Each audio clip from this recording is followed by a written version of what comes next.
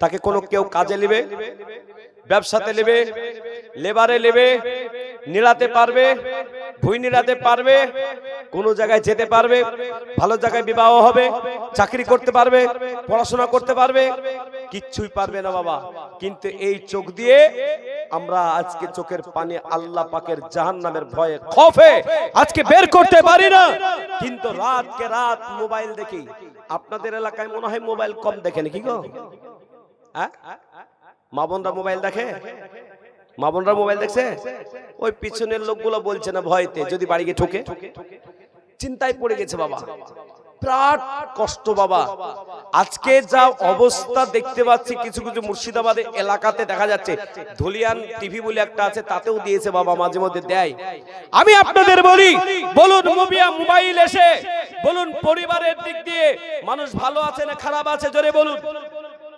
হ্যাঁ, বিরাট খারাপ, বিরাট খারাপে আছে।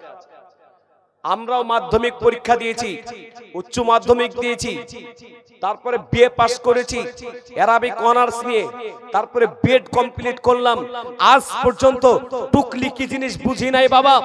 কিন্তু আজকে বড় বড় বই খাতা ছিড়িয়ে ছেলে মেয়েরা বলুন পরীক্ষা হল থেকে বেরিয়ে বলুন এইরকম করে ফুলের মতন ছিটিয়ে তারা রাস্তাঘাটকে পুরো বরবাদ করেছে না করেনি?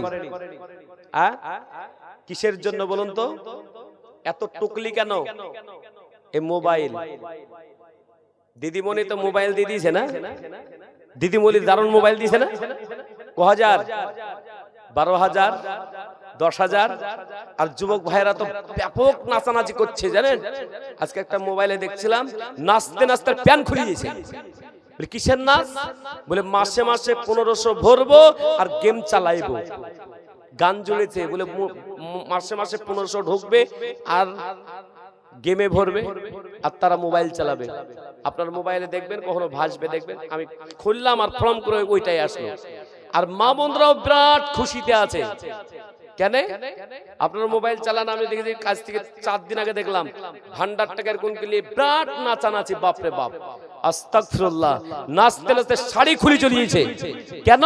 500 টাকা বেড়েছে, 1500 টাকা হয়েছে। তো বলুন এই ভান্ডারের টাকা পেয়ে স্বামী স্ত্রী মিল মহব্বতটা বেড়েছে না কমেছে? কি বলছে বেড়েছে গো? নিশ্চয় বিড়ি খাওয়ার টাকা দেয়, নিশ্চয় বিড়ি খাওয়ার টাকা দিয়েছে, নাহলে তো বলবেন। এই বাবা মা বোনরা কিন্তু একটু রাখবে, ওদের জন্য আজকে বলবো বাবা, ওদের জন্যই আজকে ওয়াজ নিয়ে এসেছি। আমি আপনাদেরকে বলি, প্রথমত আমার মাদ্রাসায় 450 ছেলে থাকে। কত বললাম? 450 স্টুডেন্ট আছে। এই রমজান মাসে আমরা খুলে রেখেছি, হেফজের ক্লাস অলরেডি চলতে লেগেছে। তো মাঝে মধ্যে এলাকার কিছু ফতোয়া ফারাইজ কিন্তু আসে বাবা। তো সেই ছেলেটা আমাদের দমকলের পাশেও এসে, বুঝে জামিরুল ইসলাম আছে বক্তা? হ্যাঁ আছে। তো অফিসে আছে, ডাক আমার কাছে নিয়ে গেল একটা ছেলে। কি হয়েছে? আপনার সাথে পার্সোনাল কথা আছে। একবার মেহমান খানা, ভিআইপি মেহমান খানা ঢুকিয়ে এবার বলেন। বুঝছে কি বলবো মৌলানা সাহেব, আমার কাছে আমার স্ত্রী কিছু টাকা চাইল, কিছু টাকা চাইল। তা আমি বললাম কিছু বলতে 3000। তা আমি বললাম যে আমার কাছে তো এখন টাকা নাই, তো তুমি এক কাজ করো, 2-3 দিন পরে টাকাটা নিও, তোমার আমি 3000 টাকাই দিব। ও রাগ করে ভান্ডারটা খুলে বললেন, ভান্ডারের বই নিয়ে বাজার টাজার করেছে, এক ব্যাগ কাপড় চোপড়, হিমানি, সোনা, আমরা যা লাগে মেয়েদের সব কিনে নিয়ে এসে ব্রম করে স্বামীর মুখে মেরেছে। এই তুমি টাকা দিবে না তো আমি কিনতে পারবো না? সারা জীবন টাকা যখনই চাইলাম টাকা নাই, 2 দিন পর দিচ্ছি, এ কি কথা? কিছু স্বামীদেরও দোষ আছে, স্ত্রী টাকা চাইলে আর টাকা নাই, কিন্তু অন্য জায়গায় বন্ধু বলে যায় চোখ খেয়ে আসে, তো ওখানে গিয়ে হাজি বিরিয়ানি দিয়ে বাম্পার করে খাওয়াই দেয়। স্ত্রীকে টাকাও দিতে হবে বাবা, ওদেরও দোষ দিলে হবে না। তো ওই স্বামীটা বলছে আমার মনের ভিতরে আঘাত লাগলো, আমি 11 বছর ধরে সংসার জীবনে তার কোনো অভাব হতে দিইনি, তার কোনো কষ্ট হতে দিইনি, তার জামা কাপড় থেকে শুরু করে আমি সব কিছু দিয়ে দিলাম, কিন্তু একদিন শুধুমাত্র 3000 টাকা দিতে পারলাম না বলে ভান্ডারের টাকা তুলে সে একবারে ব্যাগ ভর্তি করে কাপড় চোপড় এটা ওটা কিনে নিয়ে এসে আমার মুখে নিয়ে মারলো। আমার রাগ হলো, আমি আর রাগ আর সহ্য না করে ব্রম করে দিলাম তালাক, একবারে তালাক। তুমি যে রাতের বেলা তার বিছানাও পারে নাই, আর বলছে শুইতেও দেয়নি, আর শয়ে নাই। সমস্যা।